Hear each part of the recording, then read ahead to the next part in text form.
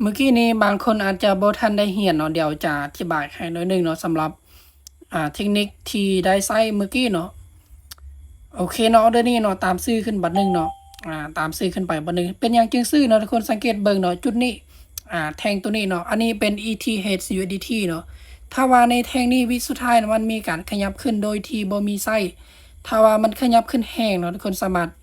ตามซื้อได้เนาะถ้าว่ามันขยับลงแห้งมันสามารถตามขายได้อันนี้เป็น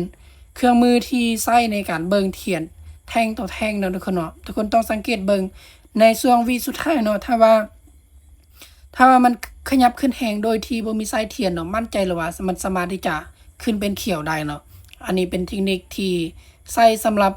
เบิ่งเทียนเนาะสำหรับเบิ่งเทียนเทรดในกราฟของดอกคอยเนาะทุกคนเนาะสามารถที่จะวินไปเมื่อกี้เนาะถือว่าสร้างกำไรได้เกมเบิ่งเนาะออเดอร์ต่อไปเนาะเบิ่งว่าจะวินบ่เนาะไป10เหรียญเนาะออเดอร์นี้เนาะสังเกตเบิ่งเนาะทุกคนสังเกตเบิ่งจุดนี้เนาะแท่งตัวนี้เลยทุกคนสังเกต ถ้าว่ามันขยับลงแหงโดยที่บ่มีไส้แม่นเฮาจะขายเนาะทุกคนเนาะขายบัดนึงสังเกตเบิ่งเมื่อกี้นี้มันบ่มีไส้เนาะมันขยับลงมาแหงก็เลยตัดสินใจตามขายเนาะถ้าว่าวิสุดท้ายเนาะถ้าว่ามันยิ่งนิ่งอยู่บนเก่าเนาะทุกคนเนาะมีความเสี่ยงที่จะกลับตัวเนาะถ้าว่ามันมีการขยับลงเสื้อมันว่ามันจะลงมาแดงเนาะเมื่อกี้นี้มันนิ่งอยู่บนนี่หน่อยนึงเนาะทุกคนเนาะมันหยุดนิ่งหน่อยนึงก็เลยมีความเสี่ยงที่จะขึ้นเบิ่งว่าวิสุดท้ายมันจะลงมาได้บ่เนาะ ตามหลักการก็คือต้องเป็นเทียนที่บ่มีไส้แล้วมันขยับลงมันจึงได้เนาะทุกคนเนาะวินไปอันนี้เป็นเทคนิคที่ได้สอนไปเมื่อกี้เนาะถ้าว่าผู้ใดที่